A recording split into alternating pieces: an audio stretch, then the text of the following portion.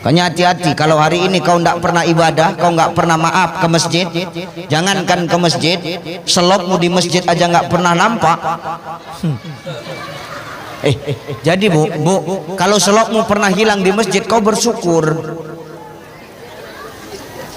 Berarti pernah ke masjid.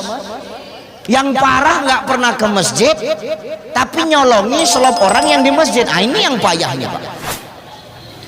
Maka hati-hati kita.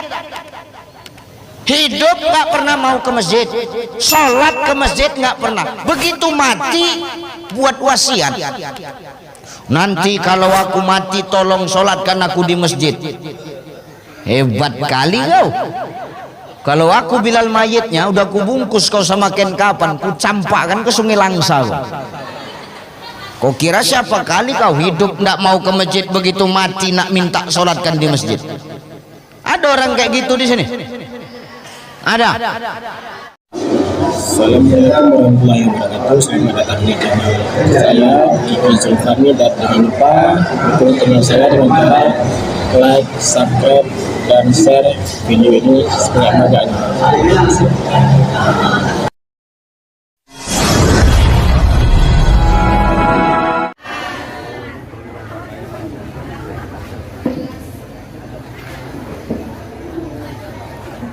Bismillahirrahmanirrahim.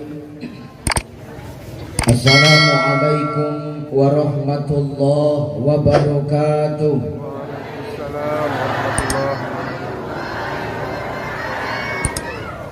Assalamualaikum warahmatullahi wabarakatuh.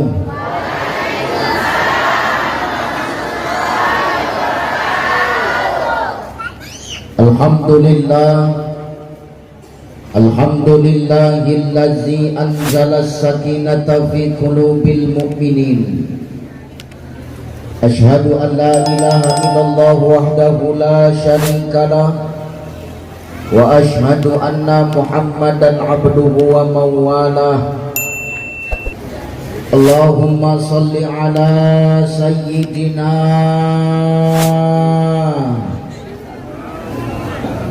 Allahumma salli ala sayyidina wa ala ali sayyidina. Faqala Allah ta'ala a'udzu billahi as-sami'il 'alim minasy syaithanir rajim. Wallazi ba'atsa fil ummiyina rasulan minhum yatlu 'alaihim ayatihi wa yuzakkihim wa yu'allimuhumul kitaba wal hikmah wa in kanu min qablu lafi dhalalin mubin. Wa qala ta'ala min suratil ukhra, al-yawma nakhtimu ala afwahihim wa tukallimuna aydihim wa tashhadu arjuluhum bima kanu yaksibun. Wa qala an-nabi sallallahu alaihi wasallam, al-ihsanu an ta'budallah fa illam takun tarahu fa innahu yaraka. Sadaqallahul azim wa sadaqan nabiyyul karim wa nahnu ala zalika minasyahidin wasyakirin walhamdulillahi rabbil alamin.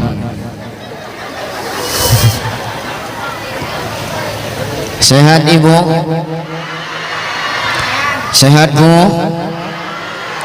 Alhamdulillah. Mudah-mudahan yang hadir ini ibu-ibunya adalah wanita-wanita salihah, para orang tua yang salihah, para istri yang selalu berbakti kepada suaminya. Itu yang sana kok nggak jawab, itu janda bagaimana itu sana? Hah? Mudah-mudahan ini yang hadir adalah para istri salihah yang berbakti kepada suaminya, amin. Yang janda nggak usah ikut jawab bu. Allahu yarham.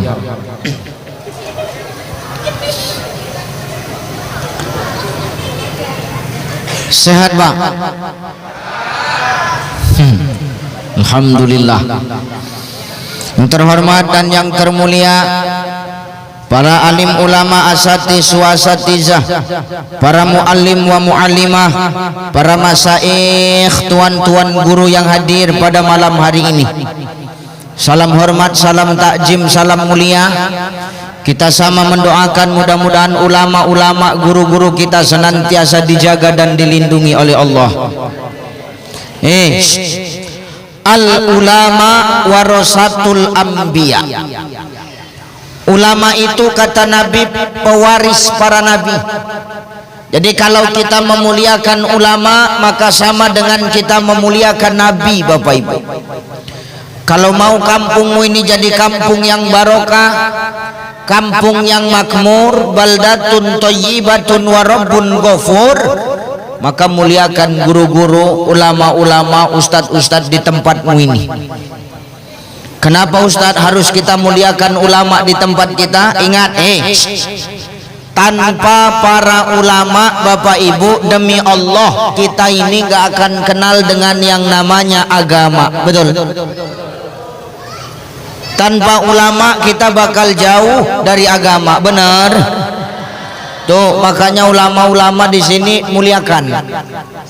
Mudah-mudahan menjadi asbab Allah turunkan keberkahan untuk negeri dan kampung kita ini. Amin.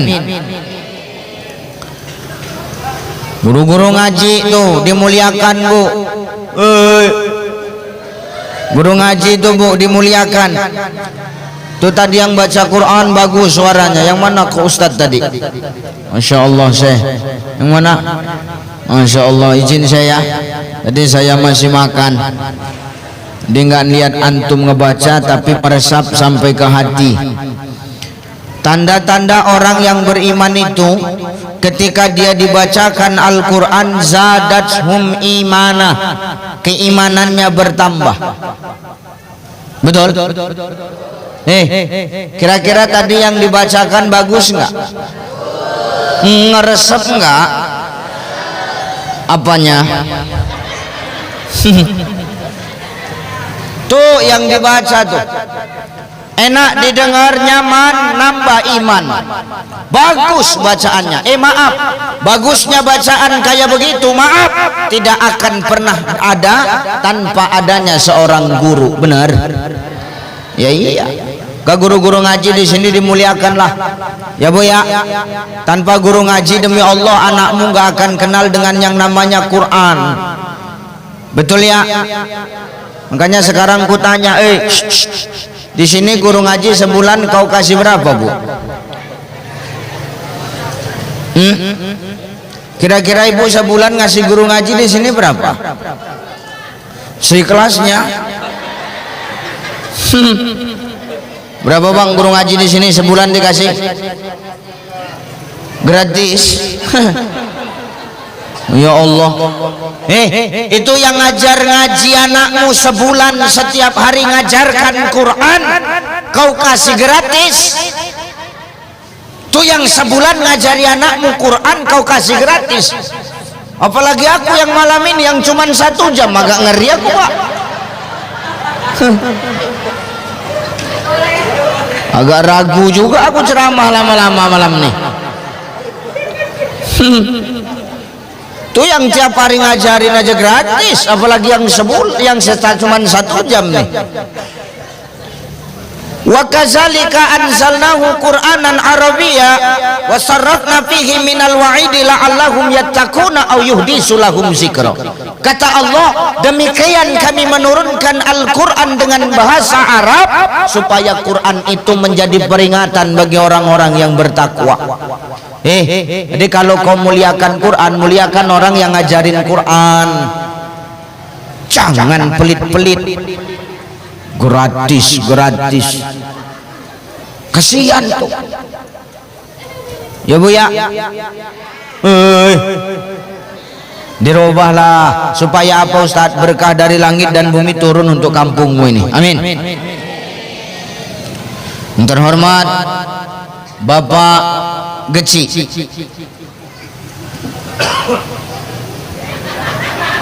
Apa nama kampungmu?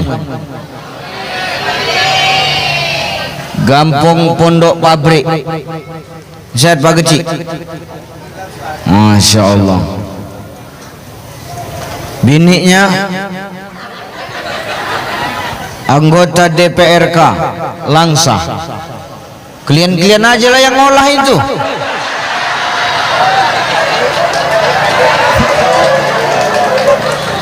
Masya Allah.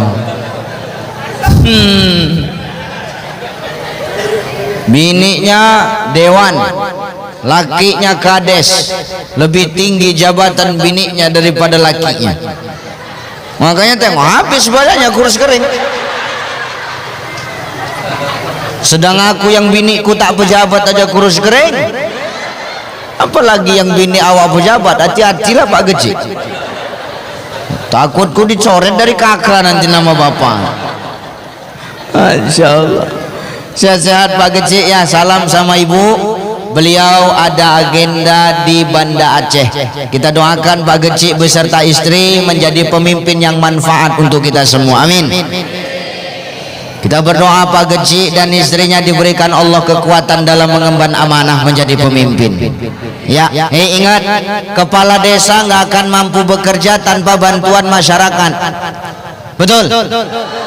Masyarakat nggak akan pernah terayomi dan terlindungi tanpa adanya pemerintah. Maka pemerintah dengan masyarakat harus saling bersimbiosis mutualisme. Apa artinya Ustadz? Hubungan saling menguntungkan. Satu butuh masyarakat, masyarakat butuh pemimpin. Kalau sudah saling ngerti, insya Allah makmur kampung kau ini. Amin.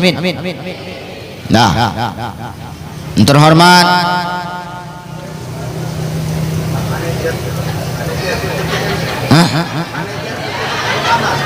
manajer. Oh Bapak manajer, Masya Allah. Sehat-sehat Pak manajer, Insya Allah. Luar biasa. Ustadz yang tadi nemeni saya makan kori kita. Ibu siapa Bu? Oh Ibu manajer. Ya kan nanya salah ya, hampir kali kau. Ibu siapa? Ibu Askep. Masya Allah, luar biasa. Kumpul semua. Terus abang yang baju merah? Oh di belakang duduknya. Ini khusus pejabat, orang biasa di belakang. Insya Allah. Tokoh agama, tokoh adat, tokoh budaya, tokoh masyarakat yang hadir, yang nggak bisa aku sebutkan satu persatu. Yang besar nggak aku sebut gelar, yang kecil nggak aku sebut nama. Mudah-mudahan kita yang hadir ini semua adalah orang-orang pilihan Allah yang datangnya kita bawa barokah, pulangnya kita insya Allah bawa pahala. Amin. Dah, siapa lagi yang mau kuhormati? Habis. Tunjuk tangan aja, aku belum Ustadz gitu. Ada? Habis ya? Ayo ngaji kita yuk. Ini sampai jam berapa kira-kira Bu?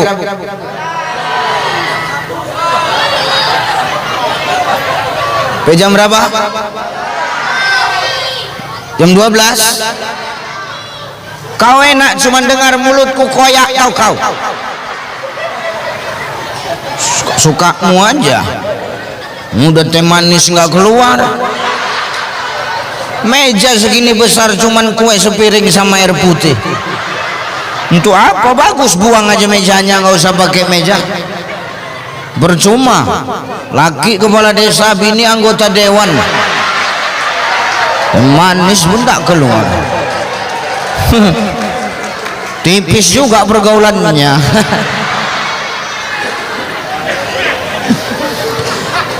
Dalam hati Pak Kecik itu cukup sekali aja lah ngundang kawan nih katanya. Aku tak apa-apa tadi undang lagi, patah tumbuh hilang berganti. Ustadz sombong? Bukan sombong, memang begitulah kenyataannya. Nggak diundang lagi nggak masalah, no problem. Banyak pejabat kadang begitu, nggak usah lagi undang Uca itu, lancip kali mulutnya. Oke. Sebulan menelpon lagi dia, Ustadz datanglah ceramah tempat kami Ustadz loh, tapi katanya kalian tak mau lagi ngundang aku. Yang ngomong begitu orangnya udah mati Ustadz. Cocok aku pikir. Maka jangan kau jolim sama aku, cepat kau mati nanti. Udah ayo ngaji lah. Saya minta maaf ya Bu ya, saya datang lama. Tadi saya dari 50 dari Batubara lebih kurang pukul 4:30. Iya. Karena tadi siang ada keluarga yang meninggal dan baru dikebumikan. Makanya selesai pengebumian baru saya hadir kemari. Jadi saya mohon maaf ya. Ayo ngaji yuk. Ibu bapak yang dimuliakan Allah Subhanahu wa taala. Hidup ini tidak pernah terlepas dari yang namanya ujian, betul? Ya benar Bang. Yang namanya orang hidup pasti diuji. Kalau hidup nggak mau diuji, bagus nggak usah hidup. Ya benar. Semua kita diuji. Ibu hidup diuji nggak Bu? Diuji. Bapak Pak, diuji nggak? Apa ujian Bapak? Nih ngadepi mak lampir nih kayak begini. Itu ujian tuh Pak. Makanya aku tengok wajah ayah-ayah nih, tengok. Ini kan wajah-wajah suami tertekan semua nih. Sedih awak. Makanya maaf, kenapa Allah memberikan ujian dalam hidup kita? Ini memang janji Allah. Allazi khalaqal mauta wal hayata liyabluwakum ayyukum ahsanu amala. Hendaklah kujadikan mati dan hidup itu sebagai ujian. Liyabluwakum itu ujian. Ada kitab namanya Zubdatut Tafasir min Fathil Qadir karangan Dr. Sulaiman Al-Asqar. Jadi ada kitab Zubdatut Tafasir min Fathil Qadir karangan Dr. Sulaiman Al-Asqar. Beliau mengatakan, ujian di dunia itu hanya akan dirasakan oleh orang-orang yang punya iman. Jadi cuman orang yang punya iman sajalah yang menganggap hidup di dunia ini ujian. Tapi kalau orang yang nggak punya iman, dia nggak akan menganggap hidup ini sebagai ujian Bang. Ke masjid dia males, datang maulid dia nggak mau, ustadz datang disuruh makan, habis itu ditinggal. Ada kepala desa gitu. Enggak, aku bilang kepala desa sananya ini. Aku nggak bilang Pak Geci, aku bilang orang sana. Cuman orang sana tuh sekarang pindah kemari, nah itu masalahnya.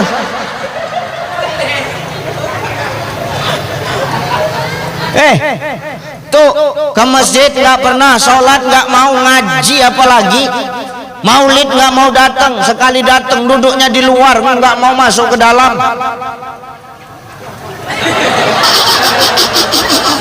Enggak, yang di luar insya Allah pahalanya lebih besar itu insya Allah. Itu menyenangkan orang yang nggak dapat tempat duduk gitu caranya memang. Ngintip kayak maling, ku tengok itu ya Allah. Insya Allah yang di luar pahalanya lebih besar tuh. Kenapa? Karena pinggir pasar Pak, pinggir jalan. Itu taruhannya nyawa tuh, kalau ada yang nabrak langsung mati itu Pak. Insya Allah ya. Tuh ya.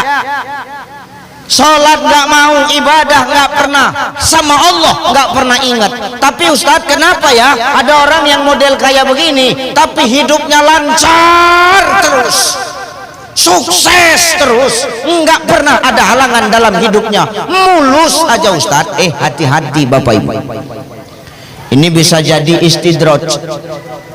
Istidraj itu apa Ustaz? Cara Allah menjauhkan hambanya dari Allah supaya nanti begitu dia mati nggak ada lagi pertanyaan, langsung campakkan dalam neraka Pak. Makanya hati-hati, kalau hari ini kau nggak pernah ibadah, kau nggak pernah maaf ke masjid, jangankan ke masjid, selopmu di masjid aja nggak pernah nampak. Jadi bu, kalau selopmu pernah hilang di masjid, kau bersyukur. Berarti pernah ke masjid. Yang parah nggak pernah ke masjid tapi nyolongi selop orang yang di masjid. Ini yang payahnya Pak. Maka hati-hati kita. hidup nggak pernah mau ke masjid, sholat ke masjid nggak pernah. Begitu mati buat wasiat, nanti kalau aku mati tolong sholatkan aku di masjid. Hebat kali kau. Kalau aku Bilal mayitnya udah kubungkus kau sama kain kapan, ku campakkan ke Sungai Langsa. Kau kira siapa kali kau hidup ndak mau ke masjid, begitu mati nak minta sholatkan di masjid? Ada orang kayak gitu di sini? Ada? Pasti udah mati orangnya. Maka hati-hati, kita tidak pernah ibadah, nggak mau kenal Allah, tapi kita mulus terus jalan hidup kita. Hati-hati Pak, itu cara Allah menjauhkan kita. Introspeksi diri kita, muhasabah diri kita. Jangan sampai kita lalai dari kenikmatan Allah ini. Ya. Jadi Ustadz, Allah ngasih ujian supaya apa? Ayyukum ahsanu amala, kata Allah. Allah pengen tahu amal siapa yang paling baik di antara kita. Nih, perkara amal kan yang di depan ini belum tentu lebih baik daripada yang di belakang. Betul? Nih, yang ngomong ini kan belum tentu lebih baik daripada yang dengar. Betul? Betul pula itu katanya. Ya betul memang. Ini yang ngomong sekarang ini kan belum tentu lebih baik daripada yang mendengar. Bisa jadi yang dengar ini jauh lebih parah. Enak kali kau, aku yang bercakap, aku yang rugi. Ya benar Bapak Ibu, Allah cuman pengen tahu amal siapa yang paling baik di antara kita. Makanya Allah memberikan kita ujian itu bukan karena Allah tidak suka sama kita, bukan karena Allah benci sama kita, bukan karena Allah tidak sayang sama kita, tapi Allah ingin tahu sebesar apa kesetiaan kita kepada Sang Pencipta. Ya kan gitu ya. Kadang-kadang kan kita harus dikasih masalah dulu supaya kita kenal sama yang ngasih masalah. Iya Pak ya. Kadang-kadang kan kita harus ditegur dulu supaya kita tahu siapa yang negor kita. Ya betul ya. Dalam rumah tangga pasti pernah recok, betul? Ya betul Bu. Itu yang ngomong betul kali pasti lagi berantem itu sama lakinya itu. Nggak ada rumah tangga yang nggak recok, nggak ada rumah tangga yang nggak pernah ribut. Semua rumah tangga pasti pernah berisik, pernah recok, pernah ribut. Ada Ustaz? Rumah tangga orang bisu, laki bini bisu mana pernah ribut, diam-diam aja. Makanya yang namanya hidup pasti Allah akan tegur, Allah akan uji. Kenapa? Dengan ujian itu Allah ingin mendewasakan kita. Gini, mana ya? Nih, contoh. Ini ada tanaman. Ini tanaman kan? Ini di mana cari bibitnya? Ini bisa bunga tumbuh di kayu. Mau juga aku bibitnya ini. Ini contoh. Ini ada tanaman, ini tanaman. Nih perhatikan nih, biar ngajinya nyambung. Ini tanaman, Bu. Ini yang satu disiramin pakai air bersih terus. Ya kan? Nih nyambung ya. Nyambung kan, Nek? Gini, Nek. Aku yang sanksi nenek-nenek nih. Nyambung nanti nggak mudeng dia. Nyambung kan Nek? Gini Nek, nyambung nggak nyambung, ngomong nyambung biar cepet ya Nek ya. Ya bener Pak, saya malam ini capek kali rasanya. Ya bener capek aku. Kemari maksudku nak menghilangkan capek. Nengok nenek-nenek nih duduk di depan makin capek gue rasanya. Elok pindah ke belakang aja Nek, tak tolong Nek. Ustadz nih mengejek kami yang tua-tua ya? Oh enggak, sengaja nenek itu diletak di depan supaya apa? Menjadi peringatan sama kau Cai. Supaya apa? Kau sadar Cai, hari ini kau muda, suatu saat kau bakal akan jadi tua. Nenek kan dulu sebelum model kayak gini kan pernah muda kan Nek? Pernah. Nggak mungkin nenek ini lahir modelnya langsung begitu, nggak mungkin. Ya benar ya. Dulu pernah muda, gadis cantik, kulit kencang, pipi dipijit, balik macam agar-agar Pak, dipijit lembek. Coba sekarang pijit pipi nenek itu 3 minggu baru balik lagi, lama dia. Ayo, ini ada tanaman. Ini tanaman. Ini yang satu disiram terus pakai air bersih. Ini yang satu disiram pakai air bersih, kadang-kadang disiram sama kotoran ternak. Ini sekarang saya mau tanya, kotoran ternak itu jorok enggak? Bau enggak? Ya bau, namanya tai.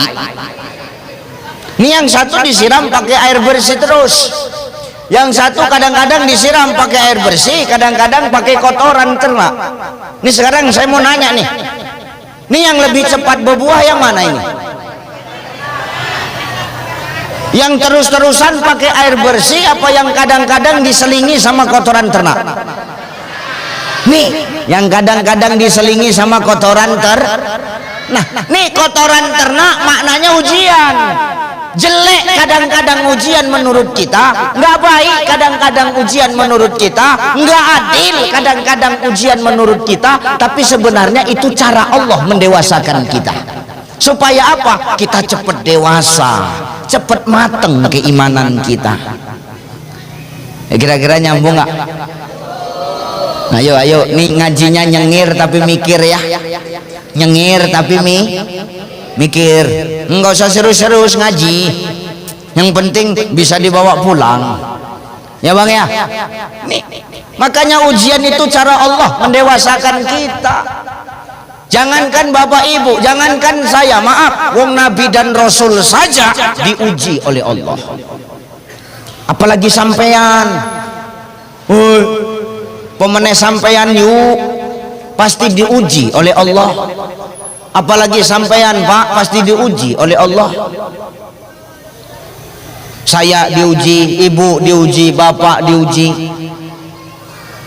semua kita diuji. Allah ingin mendewasakan kita. Makanya Bapak Ibu, kita kan nanti semua bakal akan mati ya. Orang kaya, orang miskin, raja-raja, rakyat biasa, Pak Geci, Pak Manajer, Ustadz Ucai, lah ya benar ya, kita semua kan bakal akan mati, betul Pak Bu? Bapak Ibu bakal mati, saya bakal mati. Walaupun maaf kita nggak tahu siapa yang bakal duluan mati kan gitu. Tapi kan yang pasti kematian itu akan datang sama kita. Mau dimanapun kita, yang namanya kematian nggak bisa kita elakkan. Makanya mati nggak bisa dielakkan, tapi harus disiapkan. Ya betul ya. Ya semua bakal mati. Bapak mati, ibu mati, saya mati. Perkara yang duluan nggak ada yang tahu. Bisa jadi Bapak Ibu ngeduluan, saya belakangan, atau aku belakangan, Bapak Ibu yang ngeduluan, kan gitu. Salah ya? Ya kan kita nggak tahu perkara mati Pak Bu. Dengar ceramah ketawa-ketawa, nanti insya Allah pulang dapat ilmu, tahu-tahu meninggal. Yang dengar. Kalau yang ceramah jarang. Ya benar ya. Ya namanya mati kan kita kan nggak tahu ya Bu ya. Bu, Ibu lah kalau saya tanya Bu, Ibu kalau suruh milih Bu, yang bagusan mati duluan itu suami apa istri? Menurut siapa tadi yang jawab Ustadz tadi? Ibu kalau ditanya Bu, bagusan mana yang mati duluan, suami atau istri? Itulah bini kau itu Pak, itu Pak. Kau perkara mati suami. Ibu tidak boleh begitu Bu. Perkara mati suami, nanti kalau ditanya kenapa harus suami duluan, enak kali lah Ustaz. Kalau kami yang mati duluan nanti dia nikah lagi Ustaz. Enggak apalah pun kau mati, kalau kami mau nikah lagi kenapa rupanya? 4 jatah kami. Makanya kau jangan bertingkah.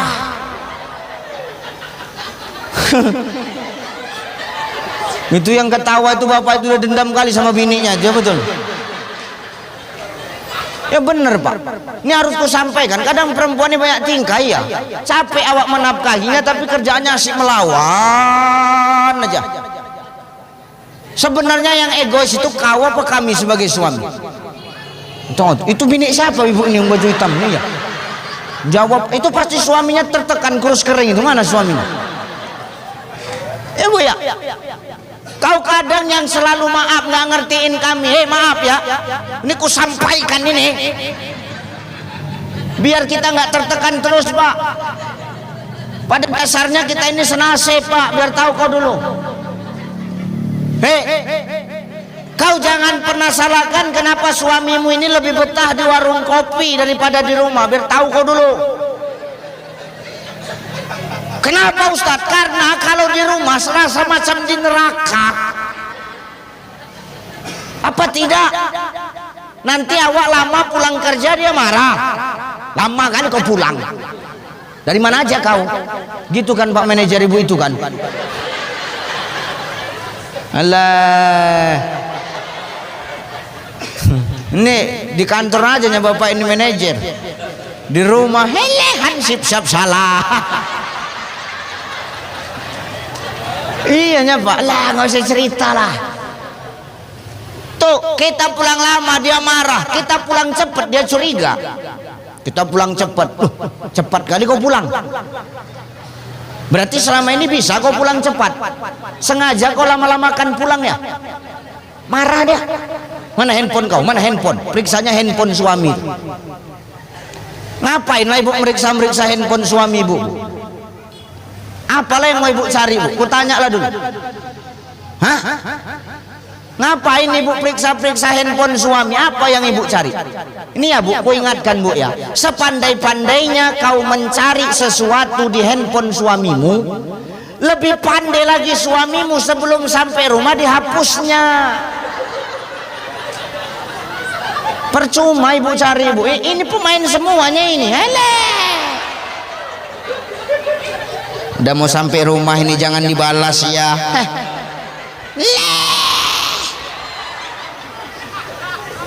Kayaknya jangan cerita lah bu. Macam mana suami mau betah di rumah kalau kita curiga aja bawaannya. Ngapain? Makanya mereka lebih betah di warung kopi. Kenapa Ustaz? Di warung kopi itu begitu masuk kami udah disambut. Baru masuk. Mau minum apa Pak? Coba. Kopi. Tanya lagi. Kopinya pakai es apa kopi panas? Kopi panas. Kopi panas pakai susu apa kopi aja? Kayak susu. Susunya mau langsung dicampur apa? Nyampur sendiri. Nyampur sendiri, tengok. Enak bu. Makanya jangan curiga lah ya bu ya. Jangan sikit-sikit asal mati duluan suami, janganlah. Enak kali Ustadz kalau kami mati duluan nanti dia nikah lagi. Kami nggak sejahat itu. Betul. Kenapa harus suami yang mati duluan? Enak kali lah Ustadz. Kasihan anak-anak masih kecil-kecil Ustadz. Siapa nanti yang ngerawat? Dicarikan babysitter. Makanya jangan ibu sikit-sikit kalau mati suami duluan, jangan, berdosa Pak. Berbeda sama saya ya Pak. Saya kalau ditanya itu di rumah saya ditanya, istri saya nanya tuh, Papa,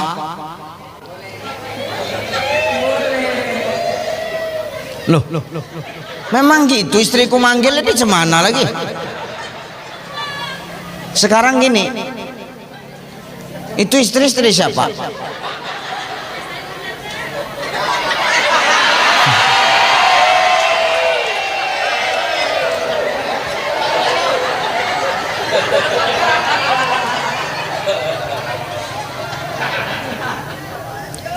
Jangan ulangin lagi lama-lama ngasih ya. Masya Allah. Ini teh manis apa teh tawar ini? Emang begini teh di sini nih.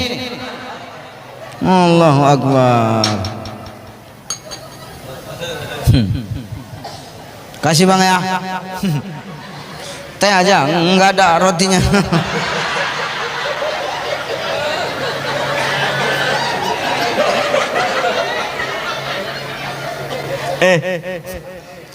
Lebih benar, saya ditanya sama istri, Pak, Bapak kalau suruh milih, Pak, bagusan Umi yang mati duluan atau Papa? Saya bilang sama istri, Mi, ar-rijalu qawamu 'alan nisa. Laki-laki itu pemimpin perempuan, Mi. Yang namanya pemimpin itu harus ngalah. Ya, jadi terus kalau Papa ditanya yang bagus mati duluan, Papa apa Umi? Saya jawab, kalau pemimpin sudah mengalah berarti aku harus ngalah. Jadi apa jawabannya? Ya aku ngalah. Biar kau duluan aku belakangan, aku bilang. Marah dia, Pak, saya ngalah. Makanya kita ini semua bakal mati. Maaf, nanti ketika kita mati, Bapak Ibu, dengar. Di dalam kitab Nasaihul Ibad karangan Asy-Syaikh Imam An-Nawawi Al-Bantani, apa nama kitabnya? Nasaihul Ibad, yang ngarang Syekh Imam An-Nawawi Al-Bantani. Jadi kata Syekh Imam An-Nawawi itu, Pak Bu, nanti ketika manusia ini mati, nanti dia dibangkitkan oleh Allah, dan ketika dibangkitkan Allah itu ada 4 golongan manusia yang nanti didebat sama Allah, dihujah, didebat sama Allah, diinterogasi langsung sama Allah. Siapa salah satunya, Ustadz? Salah satunya adalah orang-orang yang sibuk dengan pekerjaan dunianya, orang-orang yang sibuk dengan titipan-titipan dunianya, sampai-sampai dia lupa kepada Allah. Maka nanti dia akan ditanya sama Allah, orang yang sibuk di dunia dengan kerjaan, yang sibuk dengan kambing, yang sibuk dengan ternak, yang sibuk dengan sawit, bukan manajer, kan nggak mesti Pak manajer aja.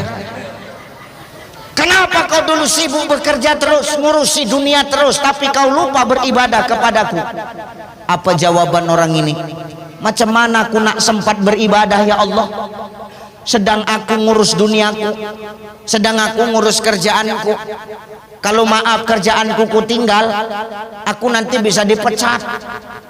Oh, kau lebih penting pekerjaanmu dibandingkan aku ya, kata Allah. Tunggu sebentar. Maka waktu itu Allah akan memanggil Nabi Yusuf alaihi salam. Dipanggilnya Nabi Yusuf itu, Pak. Sob,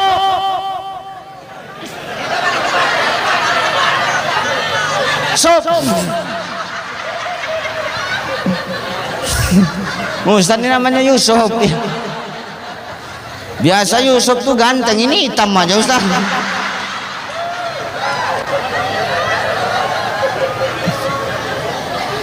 Dipanggil Allah Nabi Yusuf, Sob, kemari kau dulu Sob. Sob. Yusuf datang, Pak. Begitu Nabi Yusuf datang, apa kata Allah? Orang yang sibuk bekerja sampai lupa sama aku, orang yang sibuk kerja tapi sombong, mana lebih sibuk pekerjaanmu dibandingkan dengan pekerjaan Yusuf? Mana lebih sibuk? Yusuf ya Allah. Jadi sibukmu belum ada apa-apa dibandingkan dengan sibuknya Yusuf. Yusuf ini bendaharawan negara, ini pelayan umat di Mesir, pelayan rakyat Mesir. Ini Yusuf, Pak. Yusuf. Ya benar. Pelayan masyarakat, pelayan umat, tapi sedikit pun Yusuf kekasihku ini tak pernah lalai beribadah kepadaku. Dia tetap memprioritaskan dan mengutamakan aku, kata Allah. Kau baru sibuk ngurus kambing kau. Dah sombong kali kau. Dicampakkan Allah dia ke neraka, Pak.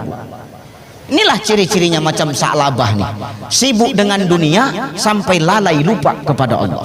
Padahal yang ngasih kesibukan, yang ngasih menitipkan kenikmatan Allah. Rasul marah. Apa kata Rasulullah? Hei Sa'labah, demi Allah, laknat Allah sebentar lagi akan datang kepadamu. Enggak lama Pak Bu, kambingnya mati semua, tinggal hartanya balik lagi, cuman sarung sebiji itu lagi balik. Maka hari ini kita jangan sombong dengan kenikmatan dunia. Maka ujian yang paling sulit itu ketika kita dititipi kenikmatan dunia. Wa tuhibbunal mala hubban jamma, jangan kau terlalu cinta kepada dunia melebihi cintamu kepadaku. Manusia yang terlalu cinta kepada dunia, dia akan lupa bahwasannya ada kehidupan yang lebih kekal dari kehidupan dunia, namanya kehidupan akhirat, Pak. Maka perkara dunia ini kita jangan terlalu mati-matian, karena dunia bukan tempat kita tinggal, tapi tempat kita untuk meninggal. Jangan terlalu mati-matian, biasa aja Pak. Dunia ini titipan kok, kenikmatan ini titipan. Maka jangan sampai membuat kita lupa dari mana titipan itu berasal dan untuk siapa seharusnya titipan itu kita berikan. Yang namanya titipan kan pasti diambil sama yang nitip, betul? Cuma numpang parkir.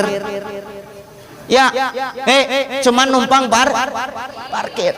Jabatan, cuma numpang parkir Pak Geci. Cuma numpang parkir. Ya Pak Geci kan ditakdirkan Allah jadi pemimpin melalui apa? Tangan-tangan rakyat yang memilih Pak Geci kan gitu. Karena Bapak Gecinya makanya duduk di depan. Kalau nggak di belakang juga Pak. Lah, ya benar apa ya? Titipan, jabatan titipan, jadi manajer titipan biasa aja. Dititipi popularitas biasa aja, titipan kok. Cuma numpang parkir. Kalau Allah mau kapan pun bisa Allah ambil. Maka sebelum titipannya diambil, dijaga, dirawat, jangan sampai yang nitip marah. Gitu loh. Ya semua titipan, istri titipan nih, titipan nih Pak, nih. Ini paket COD nih, bayar tempat nih. Kenapa Ustadz bilang kami para istri paket COD bayar tempat? Memang iyalah. Ya kau waktu kami nikahin membayar maharnya di mana? Di tempat apa kami transfer? Di tempat, di mana? Di depan wali kan? Ya udah kan paket COD bayar tempat. Istri titipan, suami titipan, ini titipan untukmu. Yang namanya titipan nggak usah terlalu dicinta-cinta kali, biasa aja titipan. Kalau diambil orang udah biar, nggak usah marah, biarkan aja. Wahbib masyitah, cintai apa yang kau cintai, kata Jibril menasihati Rasulullah.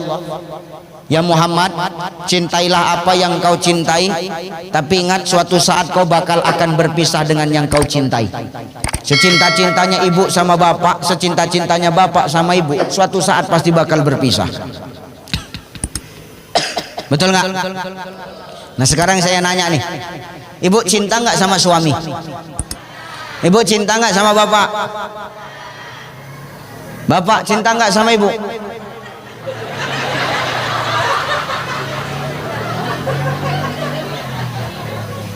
Ibu cinta nggak sama bapak? Cinta. Bapak cinta sama ibu? Enggak. Ini kalian berantem apa cemana ini? Secinta-cintanya kita sama yang kita cintai, suatu saat bakal berpisah dengan yang kita cintai Bapak Ibu. Makanya maaf, sama pasangan pun jangan terlalu cinta kali. Kenapa? Mereka hanya titipan. Ini ku sampaikan ini. Saya berani ngomong kayak begitu karena saya pun berani ngomong sama istri saya begitu. Ku bilang kok sama istriku, Mi, ya Pak, kau itu jangan terlalu kau cinta sama aku, ku bilang. Karena aku pun nggak cinta-cinta kali sama kau, ku bilang. Berani Ustadz bilang gitu, berani Pak. Cuman pas dia nggak ada, ini kan nggak ada dia.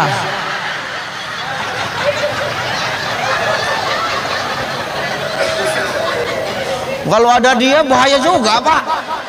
Sempat dibalikkan showroom, surat-surat ditinggal kan nggak enak Pak. Marah dia Ustaz, marah. Apa kata dia? Apa maksud mulut kau Pak? Maksudku tuh begini. Kau kalau cinta sama aku, kau jangan cinta-cinta kali, ku bilang. Karena aku pun gitu juga. Ya maksud kau apa? Kau kalau cinta sama aku, jangan kau letakkan cintamu sama aku di hatimu. Karena aku pun tak meletakkan cintaku kepadamu di hatimu. Jadi di mana? Cukup letakkan cinta kita sama-sama di kulit hati kita. Kulit hati yang mana? Kulit hati yang paling luar. Kenapa begitu? Jadi di hati kita ada siapa? Di hati kita cukup hanya ada Allah dan Rasulullah. Maka perkara dunia jangan letakkan di hati, letakkan di kulit hati Pak Geci. Itu pun kulit hati yang paling luar. Jabatan jadi Geci, jangan letakkan di hati, tapi letakkan di kulit hati. Itu pun kulit hati yang paling luar. Kenapa? Hari ini jadi Geci, nanti nggak jadi Geci lagi. Nggak ikhlas kita Pak. Itulah yang buat orang stroke begitu pensiun jadi Geci itu. Benar Pak. Kenapa? Dunia diletakkannya di hati. Kalau sudah dunia diletakkan di hati, diambil sama yang nitip, nggak akan ada kata ikhlas ketika diambil itu. Kira-kira ngerti nggak nih? Nyambung nggak bahasanya? Ya udah, jabatan nggak usah letakkan di hati, tapi letakkan di kulit hati. Harta jangan kau letakkan di hati, cuman titipan, tapi letakkan di kulit hati yang paling luar. Kenapa? Begitu diambil Allah hartamu, kau sadar ini cuman titipan, maka kau akan ikhlas ketika titipan diambil sama yang nitip. Gitu. Ya kita dititipin harta Bapak Ibu, maaf. Harta kita yang sebenar-benarnya kan harta yang kita belanjakan di jalan Allah. Harta yang kita gunakan untuk nolong agama Allah, itu kan sebenar-benarnya harta kita ya. Tapi kalau harta yang kita tumpuk-tumpuk, simpen-simpen di rumah, itu bukan punya kita Pak. Kenapa? Itu nggak bisa nolong kita. Harta yang nolong kita itu yang kita belanjakan di jalan Allah. Maka hari ini kau jangan sombong Bu, dengan hartamu yang banyak, dengan emasmu yang melimpah, jangan sombong. Kata Nabi, "Mangkana lahu malun falyatasaddaq bimali." Kalau ada hartamu, maka kau sedekah, tolong agama Allah dengan hartamu. Sedekah nggak mesti banyak, biar 2.000 tapi rajin, biar sedikit tapi rutin, daripada sedekah 100.000 tapi 5 tahun sekali. Itu bukan sedekah, itu namanya serangan fajar. Nih bentar lagi nih,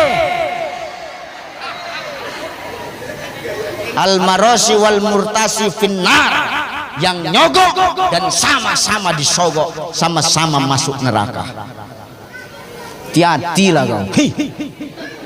Nya 100.000 coblos nomor sekian, enggak.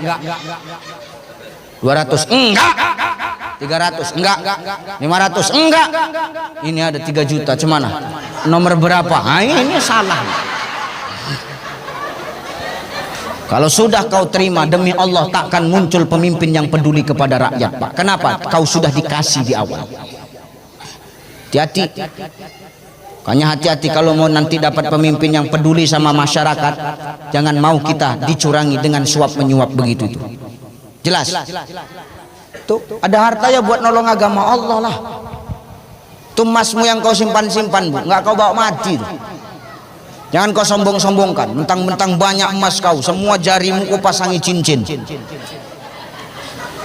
Kau pikir hebat? Enggak. Semrobot ibu tuh jalan, kaku tangan wah. Mau kemana Kak? Mau kesana. Ngapain? Lihat maulid. Ih, jijik kali, pingin kali kau remaskan mulut ibu tuh ya. Lah bener ya. Makanya maaf, itu nggak kau bawa mati. Harta yang kita tumpuk-tumpuk itu nggak kita bawa mati. Kenapa? Karena kalau kita mati, yang kita bawa itu apa? Yang kita bawa itu apa? Apa? Kain kapan? Mana ada orang mati bawa amal? Aku Ustadz yang mencakapkan orang mati tak bawa amal.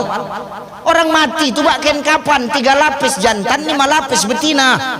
Kenapa 5 lapis betina lebih tebal daripada jantan? Karena bangkai betina bau.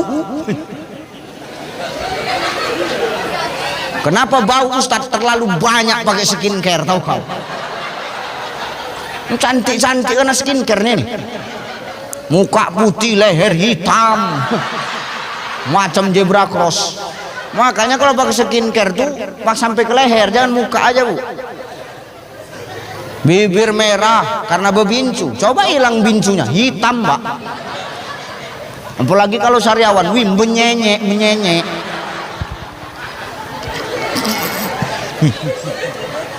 Jangan sok paten kau, cantik skincare betingkah. Ya Bu ya, ini harta nggak kita bawa, mati lah. Mati kita nggak bawa amal, maaf, yang kita bawa itu kain kafan. Kenapa Ustadz bisa bilang kayak begitu? Maaf, kalau orang mati bawa amal enak Pak Bu. Orang mati bawa amal itu enak. Kalau ada orang mati bawa amal, aku mau mati malam ini. Jangan ada yang ngamin, pijak kalian semua kalau yang ngamin. Ini kan umpama.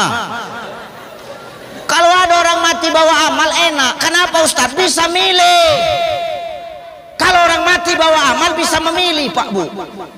Namanya membawa, berarti kan bebas pilih. Iya Pak ya. Nah, sekarang gini, biar mudeng ngajinya begini, biar nyambung. Ustadz ya, kenapa Ustadz pakai baju ini? Ya karena ini yang kubawa. Kan gitu. Kenapa baju ini yang Ustadz bawa? Ya karena baju ini yang kupilih dari lemari. Bukan berarti bajuku nggak banyak di lemari, tapi ini yang kupilih, makanya ini yang kubawa. Ibu kenapa pakai baju itu? Hah? Karena ini yang ibu pilih. Kenapa ini yang ibu pilih? Karena ini yang mau ibu bawa, kan gitu. Kenapa dibawa? Karena kita pilih. Jadi kalau orang mati bawa amal enak Pak, bisa milih. Amal yang baik dibawa, amal yang buruk ditinggal. Enak kali. Nggak bisa. Jadi orang mati nggak bawa amal, enggak. Orang mati itu diikuti amal. Nah, ini baru benar. Jadi kalau orang mati diikuti amal, amal yang baik ngikut, amal yang buruk ngikut. Amal yang baik nolong kita, amal yang buruk kita pertanggungjawabkan, gitu loh. Makanya Allah ngomong, al-yauma nakhtimu ala afwahihim wa tukallimuna aydihim wa tashhadu arjuluhum bima kanu. Akan ada hari di mana mulutmu yang suka berbohong itu dikunci oleh Allah, dikeluhkan lidahmu oleh Allah, tangan dan kakimu nanti yang akan bersaksi di hadapan Allah. Makanya yang baik yang nolong kita, yang buruk yang kita pertanggungjawabkan, kan begitu. Nah, harta kita dititipin, kita belanjain di jalan Allah, maka itulah nanti yang akan nolong kita. Yang nggak pernah, yang kita tumpuk-tumpuk, itulah nanti yang akan menjadi hisab bagi kita, Pak.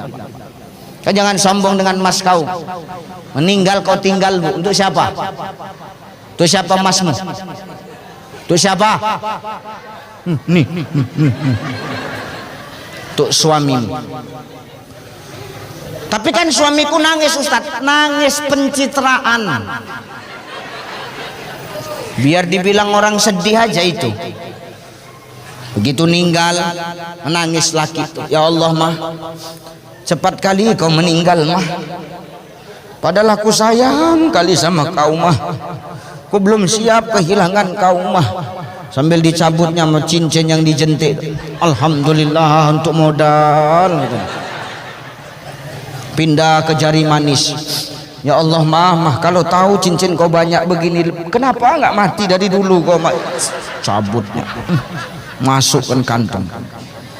Begitu sampai di jari tengah, menangis waktu, makin kuat nangis waktu. Ya Allah. Tetangga nanya, kenapa bang? Yang ini payah dicabut. Kau akhirnya menangis sedih, rupanya karena payah nak mencabut cincin di jari tengah. Maka jangan sombong dengan hartamu. Itu jabatan titipan, harta titipan. Apalagi kekuatan. Mangkana lahu quwatun falyatasaddaq bi quwati. Kalau ada kekuatanmu, sedekah dengan kekuatanmu, tolong agama Allah dengan kekuatanmu. Jangan dengan kekuatan malah kau sombong, kau pijak-pijak yang lemah, kau hardi orang yang susah, kau hardi orang yang lemah. Jangan. Syogianya orang kalau dikasih kekuatan bantu agama Allah, tolong orang yang susah. Kau jangan hanggar sehat, jangan hanggar kuat, jangan hanggar tato kau selama ini. Kau hanggar tato, kau pamerkan tato untuk nakut-nakuti orang. Tak ada orang zaman sekarang ini takut sama tato. Lebih ngeri lagi sama panu tuh bang daripada tato. Orang mah tato nggak takut, sama panu baru takut. Mendekat pun takut awak. Kenapa Ustaz? Takut nak betular sama dia. Ngan sombong awak. Maka tolong yang susah tuh, tolong yang lemah, yang tua-tua tuh. Payah nenek tuh nak menyeberang, stopkan motor tuh. Pinggir. Ayo nek. Lama kali nenek tuh jalan Ustaz, sepakkan sedikit, cepat kau sedikit tuh. Udah wak tolong Ustaz, tak terima kasih nenek tuh Ustaz, biasa aja. Ngapain kita cari pengakuan dari makhluk kalau kita sudah berbuat baik? Hari ini kan orang gila mencari pengakuan dari makhluk, gila cari muka sama manusia. Ngapain hidup cari muka, cari pengakuan sama manusia? Sehebat-hebatnya kita diakui manusia hanya sebatas umur manusia hidup. Setelah mati nanti ada lagi nggak yang ngakuin kita? Nggak ada. Makanya jangan cari muka sama makhluk, cari muka, cari pengakuan tuh sama yang maha menciptakan makhluk.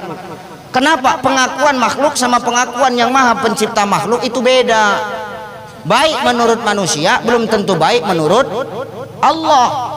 Baik menurut Allah sudah baik menurut manusia, pasti itu. Maka hari ini kita jangan sibuk mencari pengakuan dari manusia, cari pengakuan dari Allah. Jadi kalau ada orang yang kita tolong dia nggak tahu terima kasih, ya udah biar aja, ngapain kita pikirin? Nggak usah pala setruk mikirkan orang kayak gitu. Saya pun sering nolong orang tapi orang nggak tahu terima kasih kok. Saya biasa aja. Darah tinggi awak naik Pak kalau awak pikir-pikirkan begitu. Kuseberangkan nenek itu jalan. Bukan terima kasih dimaki-makinya aku. Enggak ada otak kau ya saya. Nenek itulah yang marahin aku, berani nenek itu marahkan aku. Enggak ada otak kau ya saya. Apanya nek? Udah kuseberangkan nenek, bukan terima kasih, nenek maki-maki aku. Apa kata nenek itu? Aku baru nyebrang ke sana, tahu kau?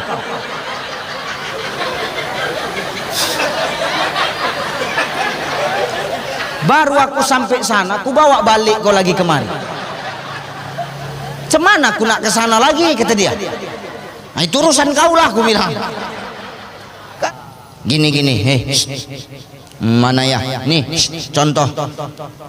Ini ada tanaman. Ini tanaman kan? Ini di mana cari bibitnya? Ini bisa bunga tumbuh di kayu. Mau juga aku bibitnya ini. Ini contoh. Ini ada tanaman, ini tanaman. Nih perhatikan nih, biar ngajinya nyambung. Ini tanaman, Bu. Ini yang satu disiramin pakai air bersih terus. Ya kan? Nih nyambung ya. Nyambung kan, Nek? Gini nek.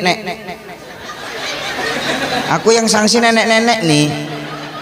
Nyambung nanti nggak mudeng dia. Nyambung kan nek? Gini nek, nyambung nggak nyambung, ngomong nyambung biar cepet ya nek ya. Ya bener Pak, saya malam ini capek kali rasanya. Ya bener capek aku. Kemari maksudku nak menghilangkan capek. Nengok nenek nih duduk di depan makin capek gue rasanya. Elok pindah ke belakang aja nek, tak tolong nek. Ustadz nih mengejek kami yang tua-tua ya? Oh enggak, sengaja nenek itu diletak di depan supaya apa? Menjadi peringatan sama kau Cai. Supaya apa? Kau sadar Cai, hari ini kau muda, suatu saat kau bakal akan jadi tua. Nenek kan dulu sebelum model kayak gini kan pernah muda kan nek? Pernah. Nggak mungkin nenek ini lahir modelnya langsung begitu, nggak mungkin. Ya bener ya, dulu pernah muda, gadis cantik, kulit kencang, pipi dipijit, balik macam agar-agar Pak, dipijit lembek. Coba sekarang pijit pipi nenek itu 3 minggu baru balik lagi, lama dia. Ayo, ini ada tanaman. Ini tanaman. Ini yang satu disiram terus pakai air bersih. Nih yang satu disiram pakai air bersih, kadang-kadang disiram sama kotoran ternak. Nih sekarang saya mau tanya, kotoran ternak itu jorok enggak? Bau enggak?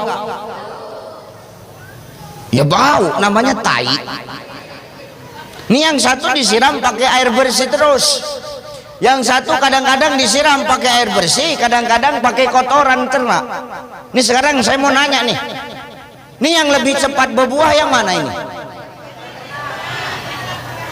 Yang terus-terusan pakai air bersih apa yang kadang-kadang diselingi sama kotoran ternak? Nih, yang kadang-kadang diselingi sama kotoran Nah, nih kotoran ternak maknanya ujian. Jelek kadang-kadang ujian menurut kita, nggak baik kadang-kadang ujian menurut kita, nggak adil kadang-kadang ujian menurut kita, tapi sebenarnya itu cara Allah mendewasakan kita. Supaya apa? Kita cepat dewasa, cepat mateng keimanan kita. Kira-kira nyambung nggak?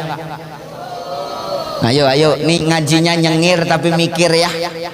Nyengir tapi mikir. Enggak usah serius-serius ngaji. Yang penting bisa dibawa pulang. Ya Bang ya? Nih, makanya ujian itu cara Allah mendewasakan kita. Jangankan Bapak Ibu, jangankan saya, maaf, wong Nabi dan Rasul saja diuji oleh Allah. Apalagi sampean. Woi, pemenang sampean yuk, pasti diuji oleh Allah. Apalagi sampean Pak, pasti diuji oleh Allah. Saya diuji, ibu diuji, bapak diuji.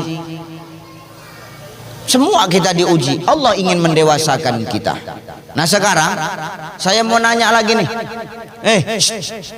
Ujian yang paling susah itu ketika diuji dengan kesulitan atau diuji dengan kesenangan? Ayolah, coba mikir. Ini judulnya apa sih? Oh, kejujuran ya. Oke, nanti nyampe ke sana. Sekarang saya mau tanya nih. Ujian yang paling susah itu diuji sama sulit apa diuji sama senang? Ayolah ibu-ibu lah dulu, Bu. Bu, ujian yang paling susah itu diuji sama kesulitan apa kesenangan? Sulit. Oke, kita kunci jawabannya. Sekarang kau pula Pak, nggak usah merokok aja mulut kau Pak.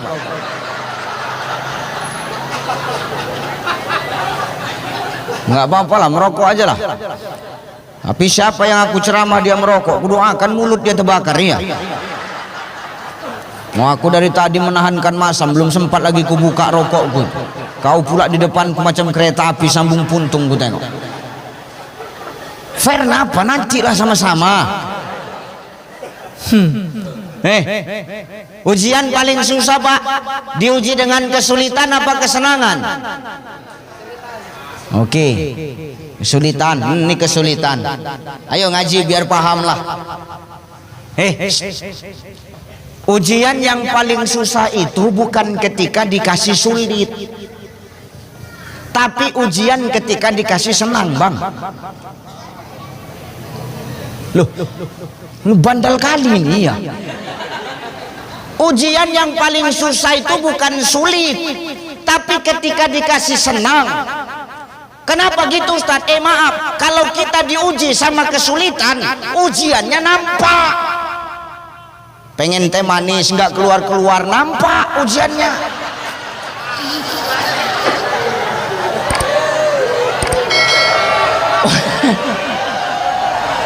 Umpama kau jangan jadi provokator kau.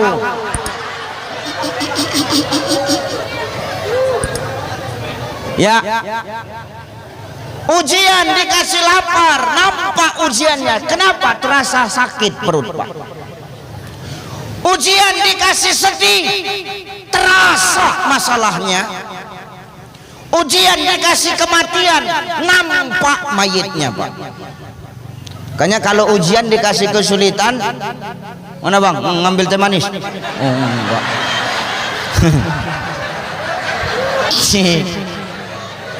Ya kan nanya nggak salah. Heboh kan. Ya. Jadi kalau orang diuji sama sulit, ujiannya nampak. Tapi jarang ada orang yang berhasil, jarang ada orang yang lulus ketika dititipi dengan kesenangan hidup, Pak. Malah kadang zaman sekarang orang ketika dititipi kenikmatan hidup malah lalai. Lalai itu apa, Ustadz? Lupa dari mana kenikmatan itu datang dan untuk siapa seharusnya kenikmatan itu dibelanjakan. Ya kan? Iya. Dulu belum jadi apa-apa sama orang ramah, enggak sombong. Begitu jadi geci lupa. Contoh umpama ya, dulu belum jadi apa-apa sama orang rajin negur, sekarang jadi manajer. Umpama jalan tutup kaca, banyak manajer gitu, Pak. Sana ya sini enggak.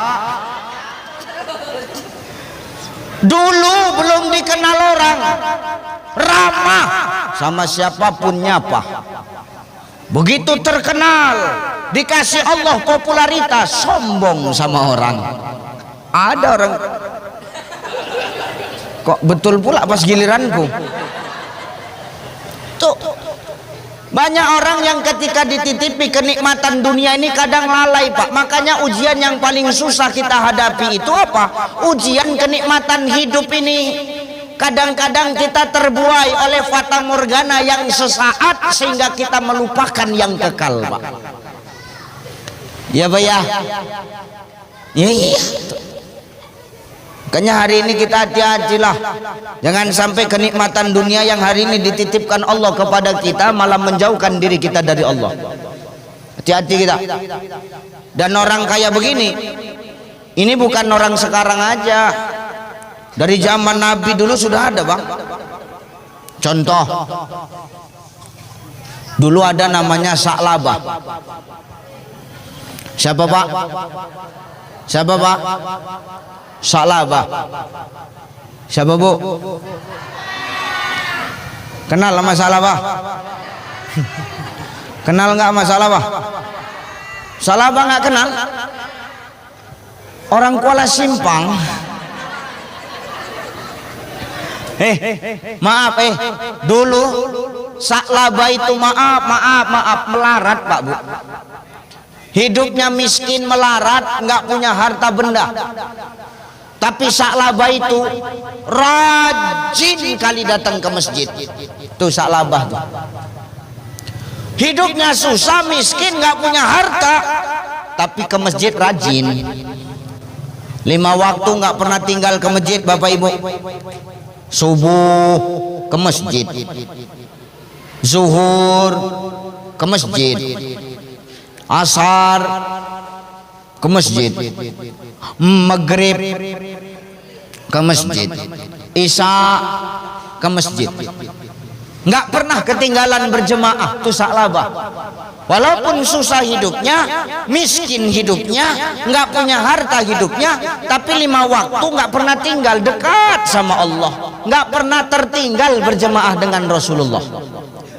Tapi Sa'labah punya kebiasaan. Apa kebiasaannya, Ustadz? Sa'labah itu kalau habis sholat berjemaah, itu Sa'labah nggak pernah ikut doa bareng sama Rasul. Sa'labah nggak pernah ikut doa bareng sama Rasul, Bapak Ibu. Ini kan Rasul nanya, ini kira-kira ini Sa'labah rajin sholat berjemaah tapi kok doa nggak mau ya? Rasul datengin Sa'labah, dipanggil Sa'labah. Sa'labah, kemari. Iya ya Rasul, kau ini kan rajin berjemaah sama kami. Kau kan rajin sholat berjemaah bareng sama aku. Betul ya Rasul. Tapi ku perhatikan, kenapa kau itu nggak pernah ikut doa bareng kami, wahai Sa'labah? Apa jawaban Sa'labah Bapak Ibu? Ya Rasul, siapalah yang gak kepengen ikut doa bareng engkau ya Rasulullah? Semua orang pasti pengen. Siapalah orang yang gak kepengen ya Rasul? Engkau yang mendoa di depan, kami yang mengaminkan di belakang. Pengen kali ya Rasul, pingin kali. Jadi kenapa nggak kau buat Sa'labah? Nganu ya Rasul. Nganu apa? Nganu apa? Sarung. Loh, kenapa dengan sarungmu? Sarung ya Rasul. Sarungmu kenapa? Sarungku cuman satu ya Rasulullah. Ini pun dulu sarung dapat waktu sunat masal ya Rasul. Kalau nggak ikut sunat masal nggak dapat sarung aku ya Rasul. Jadi sarungmu cuman satu, iya. Jadi kenapa kalau sarungmu cuman satu? Istriku nunggu di rumah ya Rasulullah. Kalau aku lama pulang dari masjid, nanti istriku nunggu-nunggu, waktu sholat keburu habis, nanti istriku jadi nggak sholat. Makanya aku harus cepat-cepat pulang. Begitu salam aku langsung pulang. Kenapa? Istriku udah nungguin sarung. Maka istrinya Sa'labah itu nggak ada kerjaannya kecuali satu. Apa? Nunggui sarung.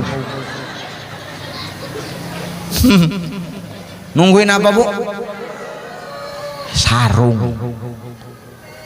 Kalau istrimu Pak nungguin apa? Duit. Nungguin gajian, nungguin panen sawit dan lain sebagainya. Tapi tidak dengan istri Sa'labah. Kerjaannya cuma satu, nungguin sarung setiap hari. Asal Sa'labah pulang, senang istrinya. Yes, sarungku pulang. Itu istri Sa'labah. Kerjaannya nungguin sarung. Sarungnya, Bu, sarungnya, bukan isinya, sarungnya. Sudah. Ini Sa'labah seneng kalau istrinya udah kalau Sa'labah udah pulang istrinya seneng.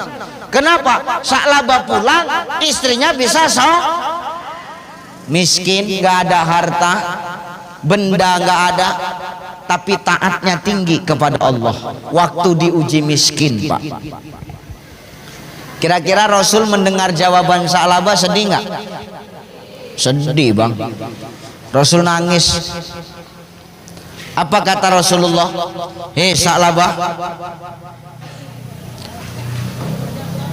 besok nengok jam pun salah aja.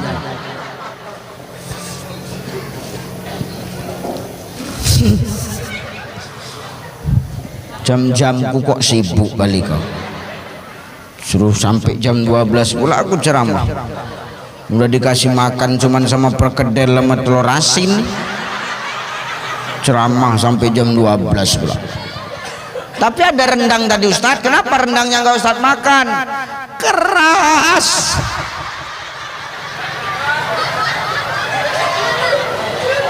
Makanya rendangku tak ku makan tuh, tanya Ustadz nih. Ustadz tuh tadi nanya, kenapa nggak Ustadz makan? Atos. Ya Allah. Kalau begitu Sa'labah,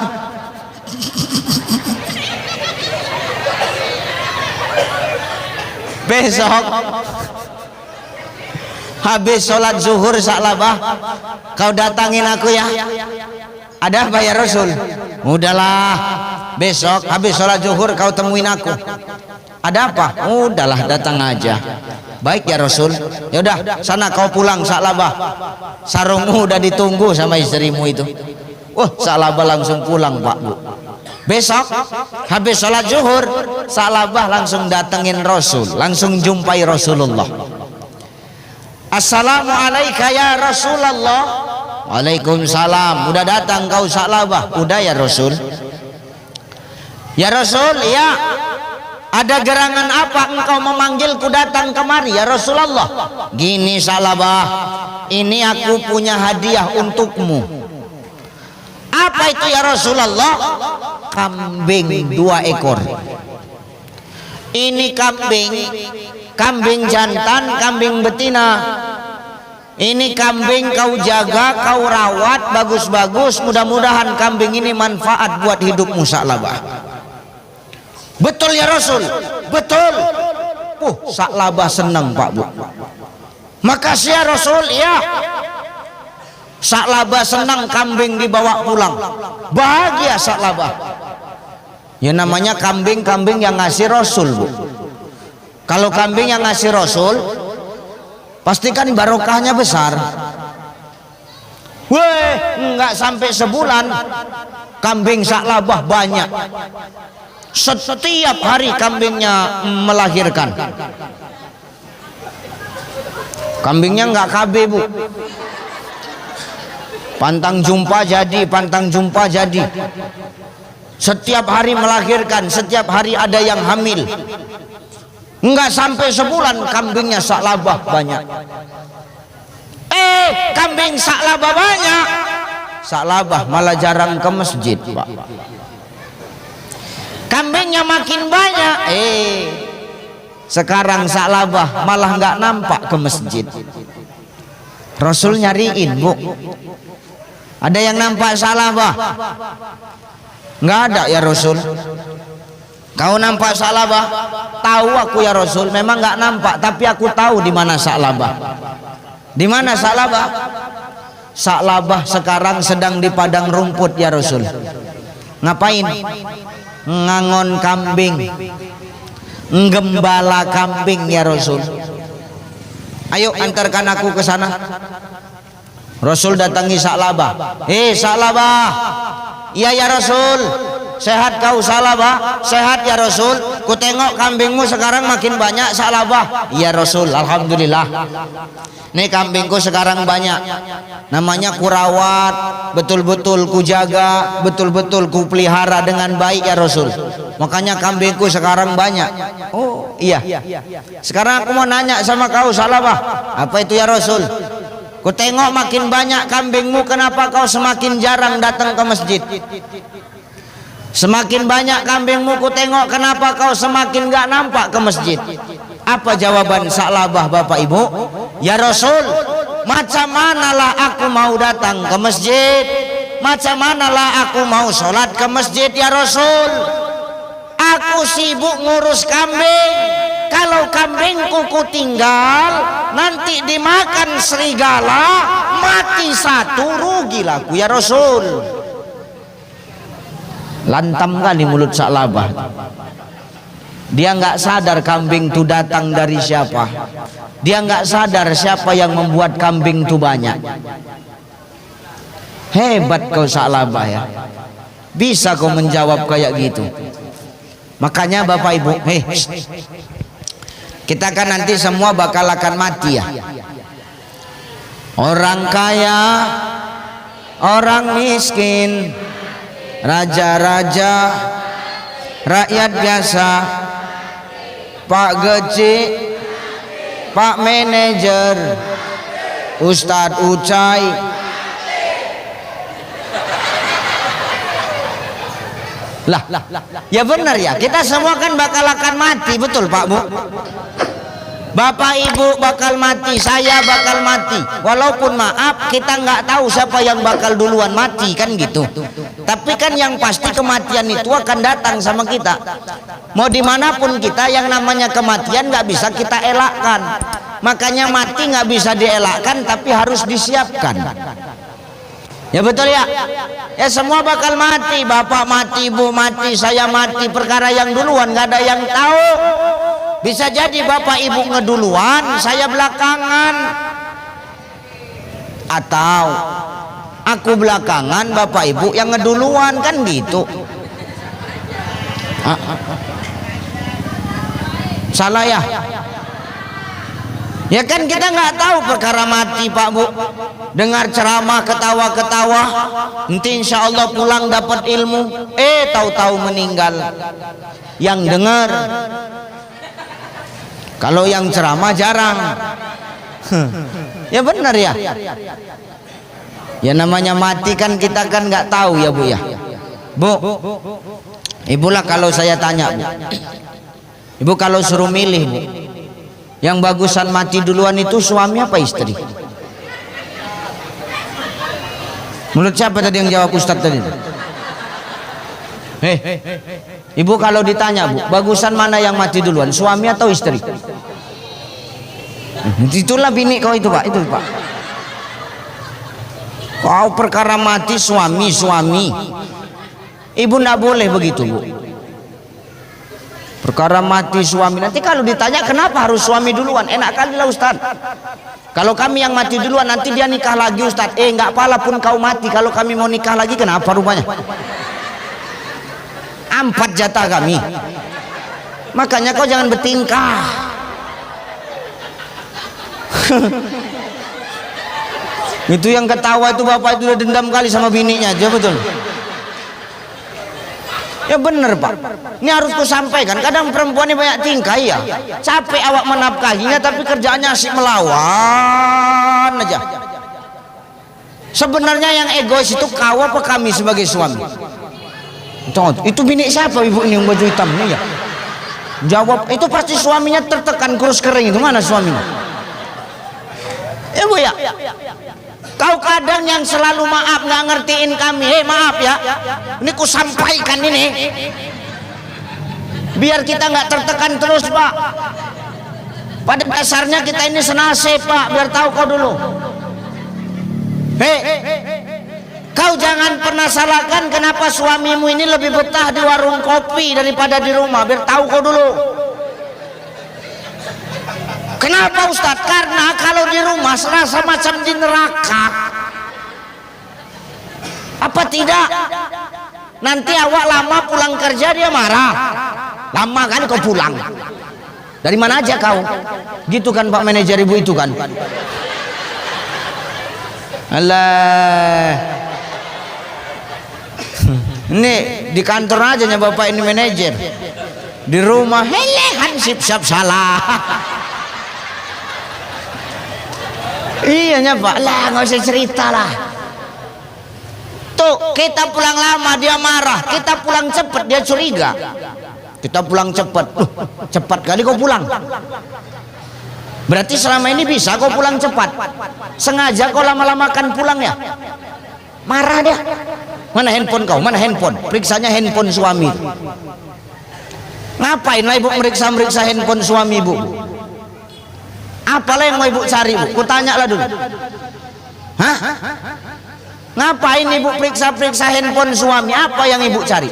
Ini ya Bu, ku ingatkan Bu ya. Sepandai-pandainya kau mencari sesuatu di handphone suamimu, lebih pandai lagi suamimu sebelum sampai rumah dihapusnya. Percuma ibu cari Bu. Ini pemain semuanya ini. Udah mau sampai rumah ini jangan dibalas ya.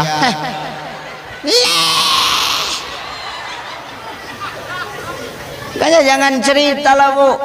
Macam mana suami mau betah di rumah kalau kita curiga aja bawaannya. Ngapain?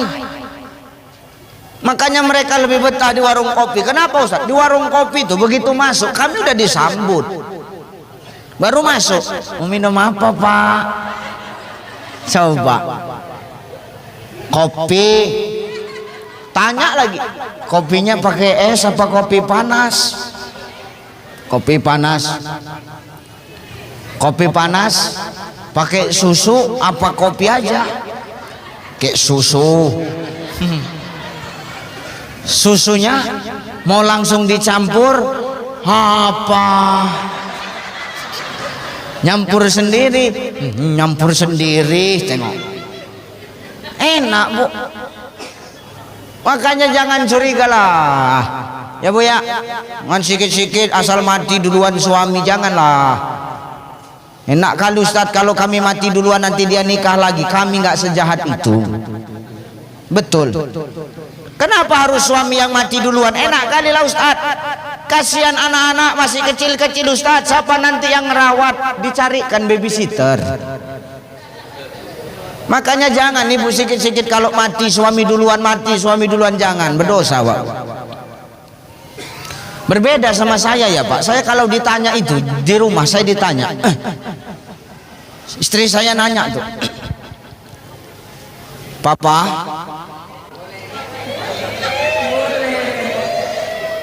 loh, memang gitu istriku manggil di cemana lagi?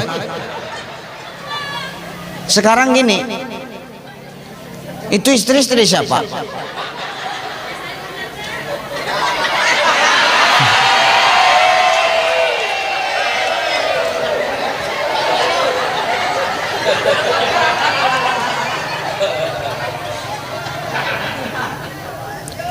Jangan ulangin lagi lama-lama ngasih ya. Masya Allah.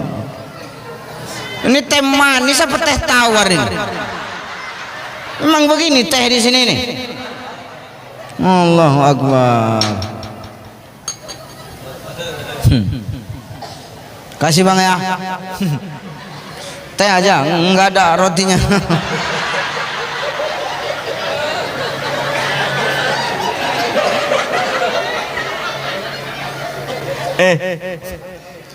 Lebih benar, saya ditanya sama istri, Pak, Bapak kalau suruh milih Pak, bagusan Umi yang mati duluan atau Papa? Saya bilang sama istri, Mi, ar-rijalu qawamu 'alan nisa. Laki-laki itu pemimpin perempuan, Mi. Yang namanya pemimpin itu harus ngalah. Ya, jadi terus kalau Papa ditanya yang bagus mati duluan Papa apa Umi, saya jawab kalau pemimpin sudah mengalah berarti aku harus ngalah. Jadi apa jawabannya? Ya aku ngalah, biar kau duluan aku belakangan, aku bilang. Marah dia Pak saya ngalah. Makanya kita ini semua bakal mati. Maaf nanti ketika kita mati Bapak Ibu dengar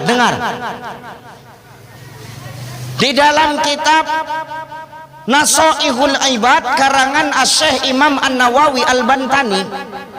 Apa nama kitabnya?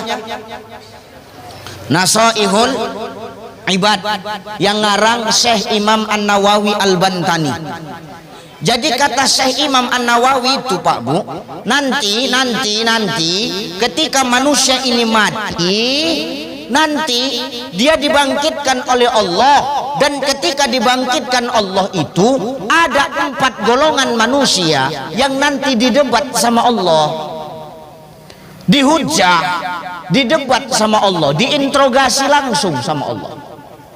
Siapa salah satunya Ustadz? Salah satunya adalah orang-orang yang sibuk dengan pekerjaan dunianya, orang-orang yang sibuk dengan titipan-titipan dunianya, sampai-sampai dia lupa kepada Allah. Maka nanti dia akan ditanya sama Allah, orang yang sibuk di dunia dengan kerjaan, yang sibuk dengan kambing, yang sibuk dengan ternak, yang sibuk dengan sawit, bukan manajer, kan nggak mesti Pak manajer aja. Kenapa kau dulu sibuk bekerja terus, ngurusi dunia terus, tapi kau lupa beribadah kepadaku? Apa jawaban orang ini? Macam mana aku nak sempat beribadah ya Allah, sedang aku ngurus duniaku, sedang aku ngurus kerjaanku. Kalau maaf kerjaanku ku tinggal, aku nanti bisa dipecat. Oh, kau lebih penting pekerjaanmu dibandingkan aku ya, kata Allah. Tunggu sebentar. Maka waktu itu Allah akan memanggil Nabi Yusuf alaihi salam. Dipanggilnya Nabi Yusuf itu Pak, Sob,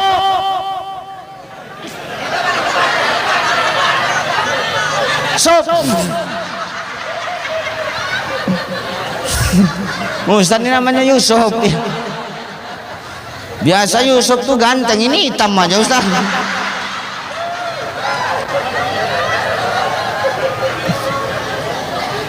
Dipanggil Allah Nabi Yusuf tuh, Sob, kemari kau dulu Sob. Sob. Yusuf datang. Begitu Nabi Yusuf datang, apa kata Allah? Orang yang sibuk bekerja sampai lupa sama aku. Orang yang sibuk kerja tapi sombong. Mana lebih sibuk pekerjaanmu dibandingkan dengan pekerjaan Yusuf? Mana lebih sibuk? Yusuf ya Allah. Jadi sibukmu belum ada apa-apa dibandingkan dengan sibuknya Yusuf. Yusuf ini bendaharawan negara. Ini pelayan umat di Mesir, pelayan rakyat Mesir. Ini Yusuf, Pak. Yusuf. Ya benar.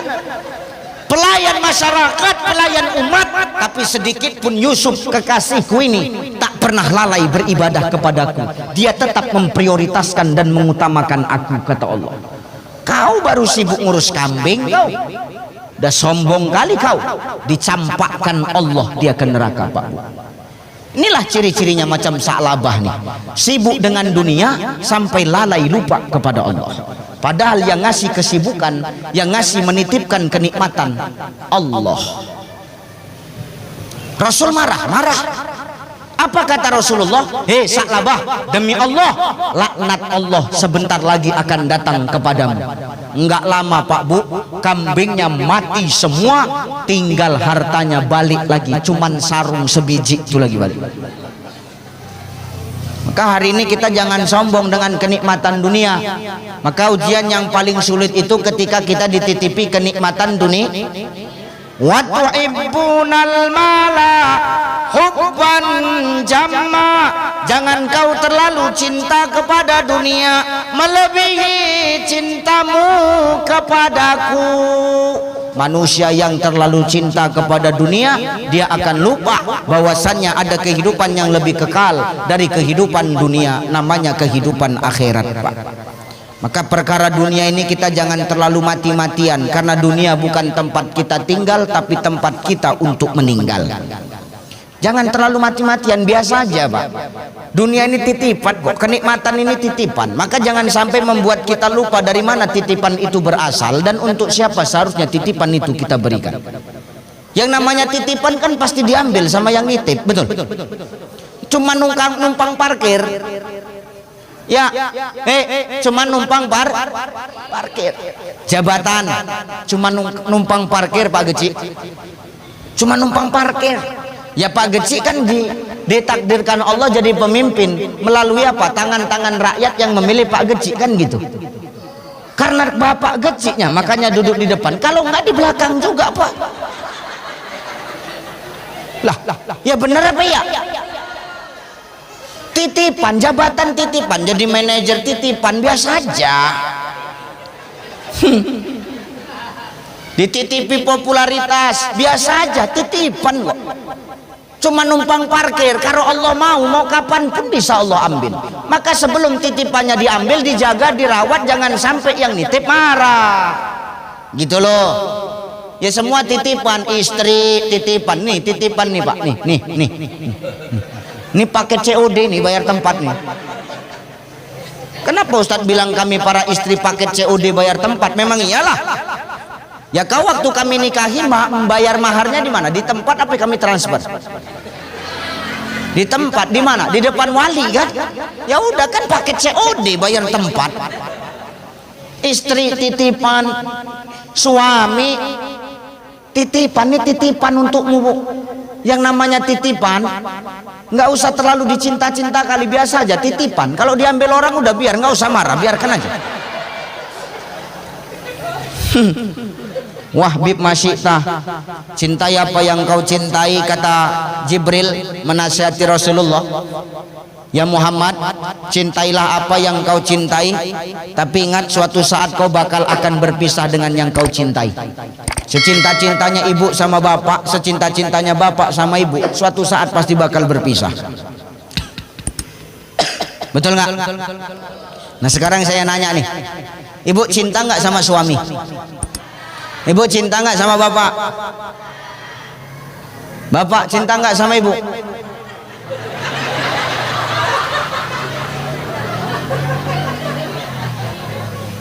Ibu cinta nggak sama bapak? Cinta. Bapak cinta sama ibu? Enggak. Ini kalian berantem apa gimana ini? Secinta-cintanya kita sama yang kita cintai, suatu saat bakal berpisah dengan yang kita cintai, Bapak Ibu. Makanya maaf, sama pasangan pun jangan terlalu cinta kali. Kenapa? Mereka hanya titipan. Ini ku sampaikan ini. Saya berani ngomong kayak begitu karena saya pun berani ngomong sama istri saya begitu. Ku bilang kok sama istriku, Mi, ya Pak, kau itu jangan terlalu kau cinta sama aku, ku bilang. Karena aku pun nggak cinta-cinta kali sama kau, ku bilang.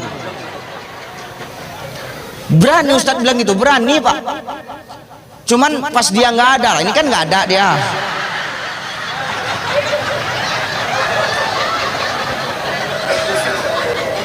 Kalau ada dia bahaya juga Pak. Sempat dibalikkan showroom, surat-surat ditinggal kan nggak enak Pak. Marah dia Ustaz, marah. Apa kata dia? Apa maksud mulut kau Pak? Maksudku tuh begini. Kau kalau cinta sama aku, kau jangan cinta-cinta kali, ku bilang. Karena aku pun gitu juga. Ya maksud kau apa? Kau kalau cinta sama aku, jangan kau letakkan cintamu sama aku di hatimu. Karena aku pun tak meletakkan cintaku kepadamu di hatimu. Jadi di mana? Cukup letakkan cinta kita sama-sama di kulit hati kita. Kulit hati yang mana? Kulit hati yang paling luar. Kenapa begitu? Jadi di hati kita ada siapa? Di hati kita cukup hanya ada Allah dan Rasulullah. Maka perkara dunia jangan letakkan di hati, letakkan di kulit hati Pak Geci. Itu pun kulit hati yang paling luar.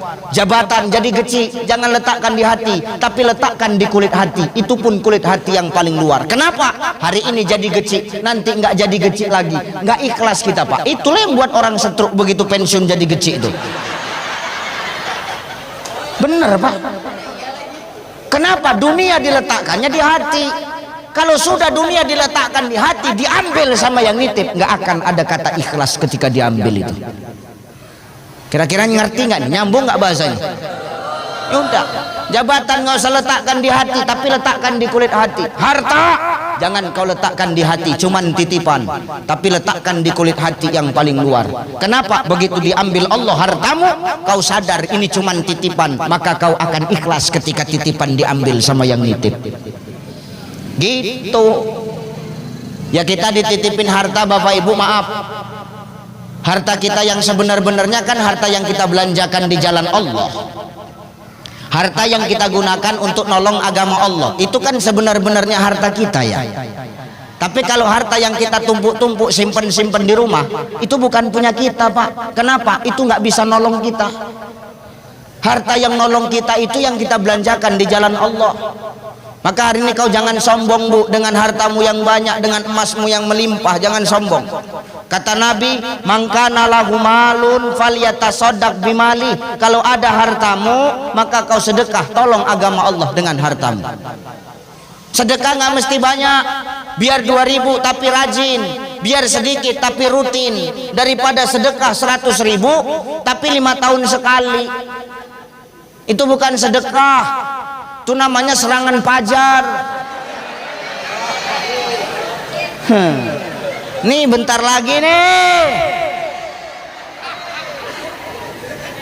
al-marasi wal murtasi finnar, yang nyogok dan sama-sama disogok, sama-sama masuk neraka. Hati-hatilah kau. Nya 100.000 coblos nomor sekian, enggak. 200 enggak, 300 enggak, 500 enggak, ini ada 3 juta, cemana nomor berapa? Nah, ini salah. Kalau sudah kau terima, demi Allah takkan muncul pemimpin yang peduli kepada rakyat Pak. Kenapa? Kau sudah dikasih di awal. Hati-hati. Makanya hati-hati kalau mau nanti dapat pemimpin yang peduli sama masyarakat, jangan mau kita dicurangi dengan suap menyuap begitu itu. Jelas? Tuh, ada harta ya buat nolong agama Allah lah. Tuh emasmu yang kau simpan-simpan Bu, nggak kau bawa mati tuh. Jangan kau sombong-sombongkan, mentang-mentang banyak emas kau, semua jarimu kau pasangi cincin. Kau pikir hebat? Enggak. Semrobot ibu tuh jalan, kaku tangan wah. Mau kemana Kak? Mau kesana. Ngapain lihat maulid? Ih, jijik kali, pingin kali ku remaskan mulut ibu tuh ya. Lah bener ya. Makanya maaf, itu nggak kau bawa mati. Harta yang kita tumpuk-tumpuk itu nggak kita bawa mati. Kenapa? Karena kalau kita mati, yang kita bawa itu apa? Yang kita bawa itu apa? Apa? Kain kapan? Mana ada orang mati bawa amal? Aku Ustadz yang mencakapkan orang mati tak bawa amal. Orang mati itu kain kapan? 3 lapis jantan, 5 lapis betina. Kenapa 5 lapis betina lebih tebal daripada jantan? Karena bangkai betina bau. Kenapa bau Ustadz? Terlalu banyak pakai skincare, tahu kau? Cantik-cantik karena skincare nih.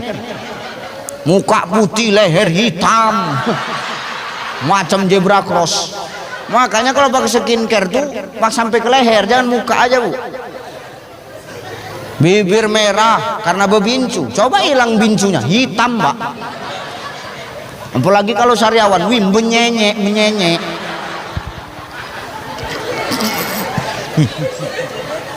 Ini jangan sok paten kau, cantik skincare bertingkah. Ya bu ya, ini harta nggak kita bawa mati lah. Mati kita nggak bawa amal, maaf. Yang kita bawa itu kain kapan. Kenapa Ustadz bisa bilang kayak begitu? Maaf, kalau orang mati bawa amal enak pak bu. Orang mati bawa amal itu enak. Kalau ada orang mati bawa amal, aku mau mati malam ini. Jangan ada yang ngamin, kupijak kalian semua kalau ada yang ngamin. Ini kan umpama. Kalau ada orang mati bawa amal enak. Kenapa Ustadz bisa milih? Kalau orang mati bawa amal bisa memilih pak bu. Namanya membawa, berarti kan bebas pilih. Iya pak ya. Sekarang gini, biar mudeng ngajinya begini, biar nyambung. Ustadz ya, kenapa Ustadz pakai baju ini? Ya karena ini yang kubawa. Kan gitu. Kenapa baju ini yang Ustadz bawa? Ya karena baju ini yang kupilih dari lemari. Bukan berarti bajuku nggak banyak di lemari, tapi ini yang kupilih, makanya ini yang kubawa. Ibu kenapa pakai baju itu? Hah? Karena ini yang ibu pilih. Kenapa ini yang ibu pilih? Karena ini yang mau ibu bawa, kan gitu. Kenapa dibawa? Karena kita pilih. Jadi kalau orang mati bawa amal enak pak, bisa milih. Amal yang baik dibawa, amal yang buruk ditinggal. Enak kali. Nggak bisa. Jadi orang mati nggak bawa amal, enggak. Orang mati itu diikuti amal. Nah, ini baru benar. Jadi kalau orang mati diikuti amal, amal yang baik ngikut, amal yang buruk ngikut. Amal yang baik nolong kita, amal yang buruk kita pertanggungjawabkan, gitu loh. Makanya Allah ngomong, al-yauma nakhtimu ala afwahihim wa tukallimuna aydihim wa tashhadu arjuluhum bima kanu. Akan ada hari di mana mulutmu yang suka berbohong itu dikunci oleh Allah, dikeluhkan lidahmu oleh Allah, tangan dan kakimu nanti yang akan bersaksi di hadapan Allah. Makanya yang baik yang nolong kita, yang buruk yang kita pertanggungjawabkan, kan begitu. Nah harta kita dititipin, kita belanjain di jalan Allah, maka itulah nanti yang akan nolong kita. Yang nggak pernah, yang kita tumpuk-tumpuk, itulah nanti yang akan menjadi hisab bagi kita pak. Kau jangan sombong dengan mas kau. Meninggal kau tinggal bu. Untuk siapa? Untuk siapa masmu? Untuk siapa? Nih. Untuk suamimu. Tapi kan suamiku nangis Ustadz, nangis pencitraan. Biar dibilang orang sedih aja itu. Begitu ninggal, menangis laki itu. Ya Allah mah, cepat kali kau meninggal mah. Padahal aku sayang kali sama kau mah. Aku belum siap kehilangan kau mah. Sambil dicabutnya cincin yang dijentik. Alhamdulillah untuk modal. Pindah ke jari manis. Ya Allah mah, kalau tahu cincin kau banyak begini, kenapa nggak mati dari dulu kau cabutnya. Masukkan kantong. Begitu sampai di jari tengah menangis waktu, makin kuat nangis waktu. Ya Allah. Tetangga nanya, kenapa bang? Yang ini payah dicabut. Kau akhirnya menangis sedih. Rupanya karena payah nak mencabut cincin di jari tengah. Maka jangan sombong dengan hartamu. Itu jabatan titipan, harta titipan. Apalagi kekuatan. Mangkana lahu quwatun falyatasaddaq bi quwati. Kalau ada kekuatanmu, sedekah dengan kekuatanmu, tolong agama Allah dengan kekuatanmu.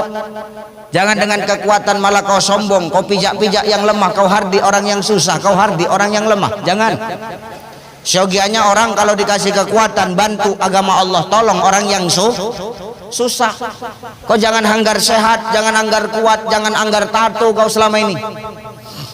Kau hanggar tato, kau pamerkan tato untuk nakut-nakuti orang. Tak ada orang zaman sekarang ini takut sama tato. Lebih ngeri lagi sama panu tuh bang daripada tato. Orang mah tato nggak takut, sama panu baru takut. Mendekat pun takut awak. Kenapa Ustaz? Takut nak betular sama dia. Ngan sombong awak. Maka tolong yang susah tuh, tolong yang lemah, yang tua-tua tuh. Payah nenek tuh nak menyeberang, stopkan motor tuh. Pinggir. Ayo nek. Lama kali nenek tuh jalan Ustaz, sepakkan sedikit, cepat kau sedikit. Udah wak tolong Ustaz, tak terima kasih nenek tuh Ustaz. Biasa aja. Ngapain kita cari pengakuan dari makhluk kalau kita sudah berbuat baik? Hari ini kan orang gila mencari pengakuan dari makhluk, gila cari muka sama manusia. Ngapain hidup cari muka, cari pengakuan sama manusia? Sehebat-hebatnya kita diakui manusia hanya sebatas umur manusia hidup. Setelah mati nanti ada lagi nggak yang ngakuin kita?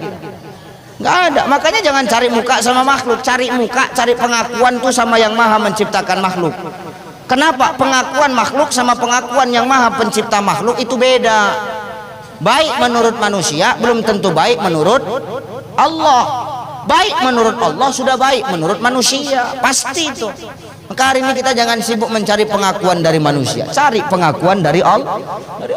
Jadi kalau ada orang yang kita tolong dia nggak tahu terima kasih, ya udah biar aja, ngapain kita pikirin? Nggak usah pala setruk mikirkan orang kayak gitu. Saya pun sering nolong orang tapi orang nggak tahu terima kasih kok. Saya biasa aja. Darah tinggi awak naik pak kalau awak pikir-pikirkan begitu. Kuseberangkan nenek itu jalan. Bukan terima kasih dimaki-makinya. Enggak ada otak kau ya saya. Nenek itulah yang marahin aku, berani nenek itu marahkan aku. Enggak ada otak kau ya saya.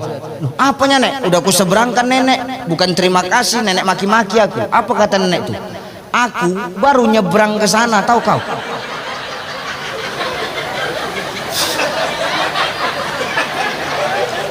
Baru aku sampai sana, aku bawa balik kau lagi kemari. Cemana aku nak ke sana lagi, kata dia. Nah, itu urusan kau lah, aku bilang. Hari ini kita dititipi Allah kekuatan, jangan sombong lah. Tolong agama Allah. Ya.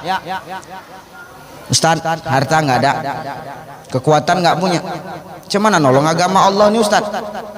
Mangkana lahu ilmun falyatasaddaq bi ilmi. Ada ilmu kita, maka tolong agama Allah dengan ilmu kita nih. Artinya apa? Kita yakin semua datangnya dari Allah, maka kita kembalikan kepada Allah.